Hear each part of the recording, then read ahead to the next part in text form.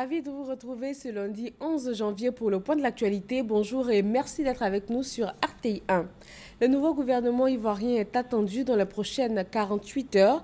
Alassane Ouattara, le chef de l'État, se rend aujourd'hui à Daoukro, la capitale de l'Ifou. Il va consulter son aîné, le président Henri Konan Bédié. Premier chef d'État à diriger l'UEMOA, premier président ivoirien à présider la CEDEAO, une élection qui va réjaillir sur la Côte d'Ivoire. De grands défis attendent toutefois le président Alassane Ouattara, président élu de l'UEMOA. Vendredi 8 janvier à Cotonou, la capitale béninoise, lors de la 19e session de la conférence des chefs d'État et de gouvernement de la CEDEAO. Les jardins publics et espaces verts, s'il en existe encore, font peine à voir dans la capitale économique ivoirienne. Eux qui donnaient fière allure à Abidjan sont pour la plupart improvisés marchés ou parkings, un sujet de nous Sangaré et Serge Coléa. Abidjan a perdu de sa verdure.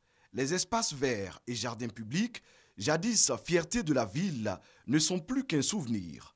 De Cocody à Marcory, en passant par Treichville, le constat est le même. Espaces verts transformés en parking payant, jardins publics devenus de hauts lieux de commerce. C'est le cas au quartier Biafré de Treichville. À la descente du pont de Gaulle, le jardin public qui donnait fière allure à cette commune est désormais occupé par des vendeurs et commerçants de tout genre. À Diamé, rond-point des 220 logements. Ici, la statue du premier président de la République de Côte d'Ivoire, Félix Houphouët-Boigny, a disparu. La verdure chatoyante aussi. À l'époque, vers les années 70-72, c'était un coin très agréable. C'est ici le point de tous les rendez-vous. Avant, quand tu as quelqu'un, tu lui donnes rendez-vous à Abidjan, il quitte à l'intérieur. Quand il vient, quand tu lui dis le cinéma Liberté, il y a un joli rond-point. Il y a le statut de Houphouët-Boigny dedans. Quand tu arrives net, tu ne demandes pas, tu vois le statut net, tu viens t'asseoir et ton parent vient te trouver.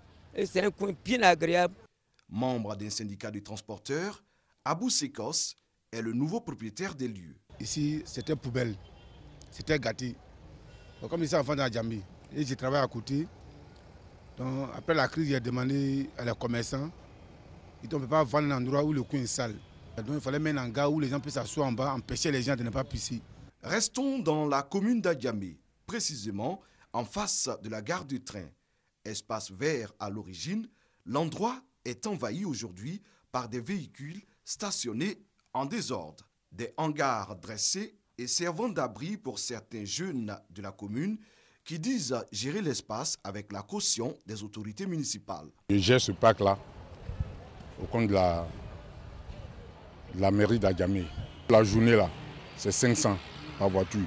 Chacun gagne sa ration journalière. Dans cet espace, on pourra le vérifier auprès du régisseur.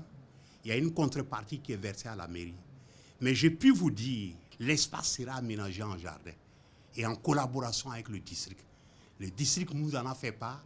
Nous avons imposé cela en attendant justement un peu que réellement l'aspect attrayant, que l'étude soit terminée et que réellement ce soit remis à un concessionnaire qui doit faire le jardin. Mais je trouve que c'est nettement mieux par rapport au dépôt d'ordures et des commerçants qui envahissaient un peu la zone et dont les sorties nous posaient d'énormes problèmes. Les espaces verts et jardins publics participent à l'embellissement des villes, mais aussi à la protection de l'environnement. Ils font partie intégrante de la politique d'urbanisation des villes modernes. Mais, dans le district d'Abidjan, cette vision n'est pas à l'ordre du jour. Au Niger, la demande de liberté provisoire de Hama Amadou a été rejetée ce matin. Cet ancien président de l'Assemblée nationale et principal opposant du président Mahamadou Issoufou est candidat à l'élection présidentielle du 21 février prochain. Il serait impliqué dans une affaire de trafic présumé de bébés. Il n'a pas encore été jugé. L'affaire des agressions le soir du Nouvel An en Allemagne ne cesse de prendre de l'ampleur. Plus de 600 plaintes ont été déposées. Les vérifications de la police fédérale portent sur 32 suspects, dont 22 demandeurs d'asile. La chancelière allemande Angela Merkel a précisé que les demandeurs d'asile emprisonnés et condamnés, même à sursis, ne pourraient plus rester en Allemagne. En sport football, la 6e cérémonie de remise du FIFA Ballon d'Or, c'est ce lundi soir à Zurich. Les votes sont déjà clos et le podium connu dans le désordre. Tout désigne Lionel Messi, déjà 4 fois lauréat. Merci de nous avoir suivis. Le journal, c'est à 13 h sur RTI 1. Très bon lundi à vous tous.